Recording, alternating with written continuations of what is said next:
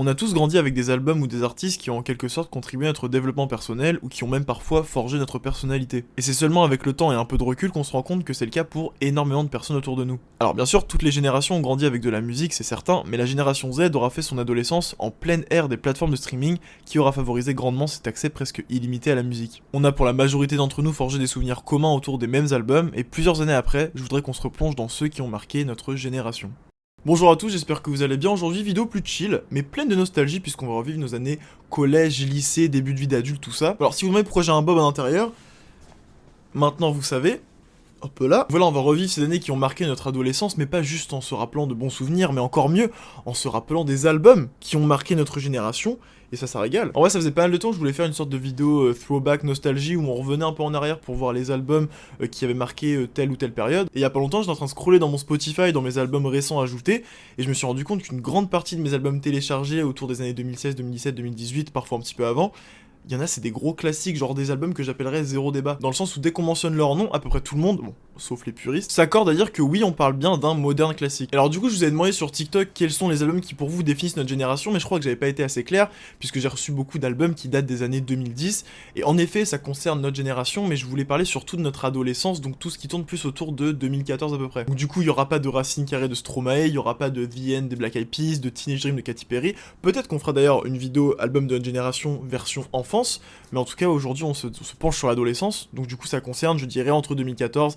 et disons 2019, parce qu'après je pense que c'est un peu trop récent pour parler d'albums vraiment classiques. Bon vous emballez pas, quand je dis un classique c'est pas au même rang qu'un Michael Jackson, qu'un album des Beatles, qu'un Tupac, c'est pas du tout ça, c'est juste un album qui a vraiment défini une génération et qui a vraiment marqué une époque, et donc c'est ça qu'on va voir aujourd'hui. Vous verrez également qu'il y aura quelques petites exceptions d'albums qui sont sortis avant 2014, mais en fait c'est simplement parce que certains ont eu vraiment une période, une era qui s'est étendue au-delà de 2014, dans ces cas-là faut les prendre en compte. Et c'est vrai qu'en y repensant on a quand même eu des années de fous furieux pour la génération Z, genre presque tout le monde a les mêmes références à une certaine année, genre par exemple si je vous dis été 2016 dans votre tête il se passe ça. Normalement. Bref, aujourd'hui j'ai sélectionné 5 albums qui pour moi ont marqué et aussi définissent un petit peu la génération Z, alors remettez vos X-Packs sur le dos, puisqu'on va retourner sur les bancs de l'école. C'est parti. Preview.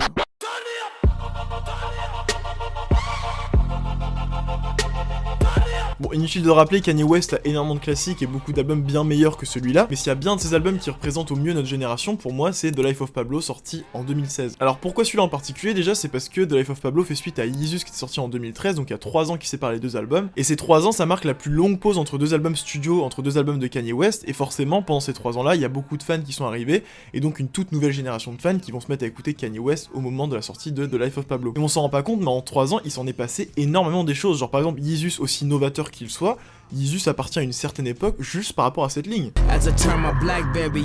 Une punchline sur un Blackberry, tu peux pas faire plus 2013, ça marche pas en 2016 ça. Alors du coup, The Life of Pablo arrive comme un album clé qui va réunir les anciens et les nouveaux fans qui n'ont pas forcément grandi avec Graduation ou My Beautiful Dark Twisted Fantasy. Alors bien sûr, je pense que tout le monde connaissait Kanye West avant ça avec des sons qui passaient à la radio, à la télé, ou par rapport à différents dramas, mais pour beaucoup en vrai ça s'arrêtait là. Et pour le coup, The Life of Pablo va être pour beaucoup de personnes comme une porte d'entrée à toute la discographie de Kanye West, et j'ai trouvé ça vraiment bien, parce que je trouve que c'est plutôt une belle porte d'entrée pour des personnes qui connaissaient pas. Je trouve que The Life of Pablo, à l'image d'un Donda, c'est un album qui vient exposer l'état actuel du rap, donc pour des personnes qui se connaissent pas forcément, c'est une bonne manière de voir qu'est-ce qui se fait en ce moment. Et ça, Kanye West le fait en utilisant de certaines sonorités qui sont vraiment propres à une époque, mais également en présentant un catalogue de featuring énorme, qui représente aussi une grande partie des artistes actuels qui marchent, mais aussi des artistes qui vont péter dans le futur, et ça, Kanye West est très fort pour ça. Donc on soit d'accord, il est fort possible que The Life of Pablo ne soit pas une référence pour vous, parce que chacun a ses références, mais pour prouver que c'est une référence d'une génération, pour faire une généralité, et bah je vais vous passer quelques extraits, je suis quasiment sûr que vous avez entendu au moins un des sons qui vont passer une fois dans votre vie.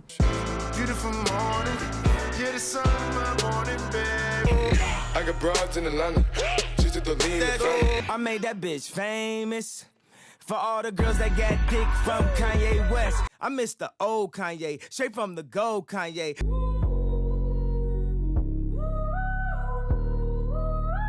Bref, The Life of Pablo, c'est vraiment l'innovation à la Kanye, c'est aussi pour moi l'un des albums qui représente le mieux cette ère du streaming, puisque c'est un album qui a été modifié plusieurs fois après sa sortie. The Life of Pablo, c'est le scandale autour de Famous, c'est aussi la listening party légendaire qui a donné naissance à cette photo que vous avez sûrement déjà dû voir. Bref, pour moi, The Life of Pablo est un album clé pour la génération Z.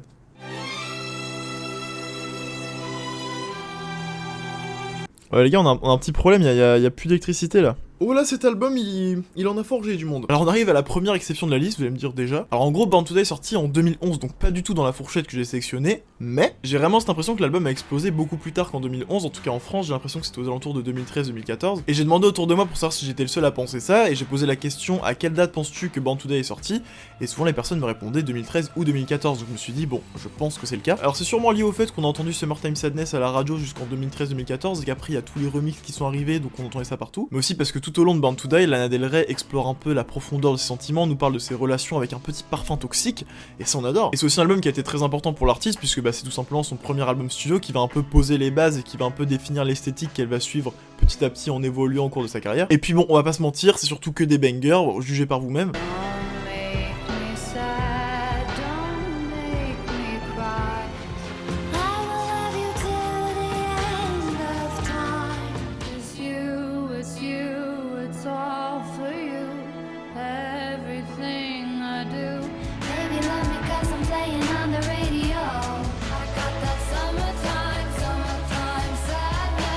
Donc voilà, même si l'album a un petit peu cette touche Tumblr, il est quand même très actuel je trouve en 2022, et c'est pour ça que je trouve que c'est un classique de notre génération. Preview.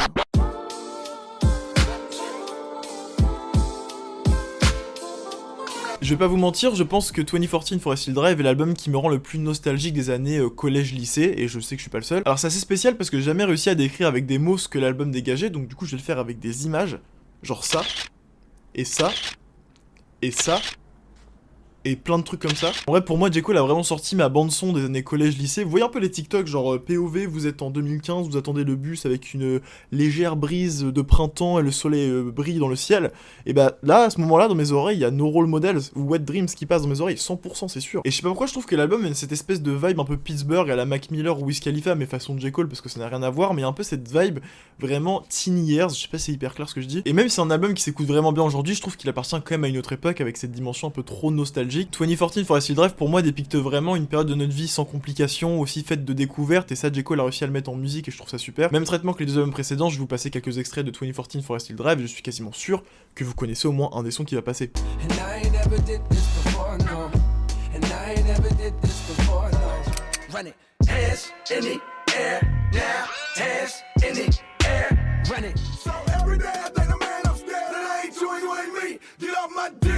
Don't save her, she don't wanna be saved, don't save her, she don't wanna be saved, keep my head high, I got my wings to carry me. No such thing as a life that's better than yours, no such thing as a life that's better than yours, love yours. Bref, vous l'aurez compris, 2014 Forest Hill Drive a accompagné notre génération pendant toute son adolescence et c'est vraiment un album qui est marquant pour beaucoup d'entre nous.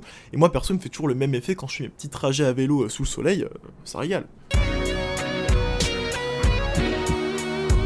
Alors c'est assez fou parce que Rihanna fait partie de ces artistes qui peuvent se vanter d'avoir marqué l'enfance, l'adolescence et le début de vie d'adulte d'une même génération, c'est trop fort. 4 ans après la sortie de Unapologetic, Rihanna fait son grand retour en 2016 avec un album qui va vraiment faire parler. La sortie de Anti va vraiment prouver que Rihanna fait partie des artistes qui ont su grandir avec leurs fans, parce que oui, ces fans qui l'écoutaient dans les années 2010 jusqu'en 2012 ont pu les mêmes attentes 4 ans après, surtout qu'il y a eu énormément de changements entre temps. De 2012 à 2016, on est passé d'une industrie qui était majoritairement pop à une industrie qui commençait à devenir majoritairement rap, donc forcément ça n'a plus rien à voir. Et ça, Rihanna l'avait très bien compris en sortant Bitch Better Have My Money qui s'inscrit beaucoup plus dans un catalogue rap que pop. Anti va vraiment suivre cette voie en proposant aussi des sonorités que Rihanna avait pas du tout explorées par le passé. La sortie de ce nouvel album va être un peu pour Rihanna sa redirection musicale qui nous laisse un petit peu sur notre faim, puisqu'après la sortie de Anti, c'est silence radio en carrière solo, et je pense que les fans ont arrêté d'espérer la sortie d'un nouvel album tellement c'est devenu inespéré.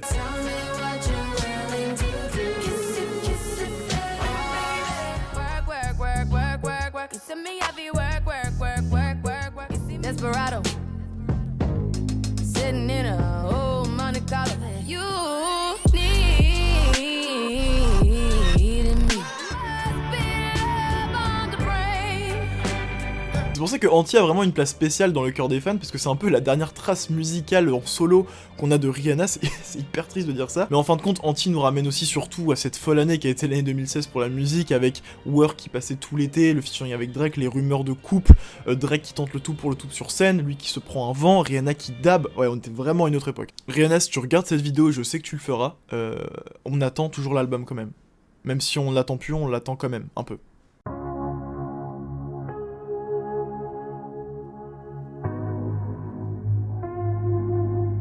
Bon, comment parler d'albums qui ont marqué notre génération sans citer Blonde de Frank Ocean, évidemment. Tout cet univers planant et mélancolique a accompagné la génération dans tous ses pires moments. Merci Frank, t'es le boss. De l'attente inespérée d'un nouvel album à la sortie de Endless avant que Blonde sorte en surprise et s'ouvre sur Nike's, Non, je suis désolé, il est trop fort, il est trop fort. Même situation que pour Kanye et Rihanna, il y avait tellement de temps qu'à séparer Channel Orange de Blonde qu'il y a une toute nouvelle génération de fans qui est arrivée, faisant de la sortie de Blonde un réel événement. Vraiment, tout est mythique avec cet album, même la cover, je suis sûr que même si vous connaissez même pas Frank Ocean, vous avez au moins déjà vu cette photo une fois dans votre vie. Mais le plus beau dans tout ça, c'est que Frank Ocean a réussi à créer de la timeless music, donc de la musique qui dure dans le temps, mais surtout une musique qui ne s'inscrit dans aucune époque. Blonde aurait pu sortir à n'importe quel moment, même dans 10 ans, on n'aurait pas pu dire que c'est de la musique datée ou de la musique d'époque, parce que c'est impossible de la caser dans le temps. Alors là, j'ai parlé pour moi, mais il y a sûrement beaucoup de personnes qui vont se reconnaître. Pour moi, la sortie de Blonde, et si on prend Frank Ocean en général, ça m'a permis d'ouvrir mon catalogue musical, puisque ça m'a ouvert à des sonorités que j'avais pas l'habitude d'écouter, pour ensuite déboucher sur d'autres styles de musique que j'écoutais pas du tout à l'époque. Blonde, c'était vraiment pour moi et pour beaucoup de gens une porte d'entrée vers de nouvelles sonorités afin d'élargir notre catalogue musical, donc forcément rien que pour ça, Blonde est un album clé de notre génération.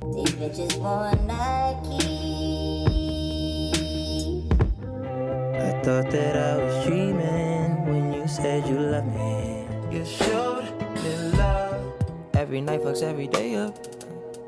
Every day patches the night up. I'm sure we're taller in other dimension.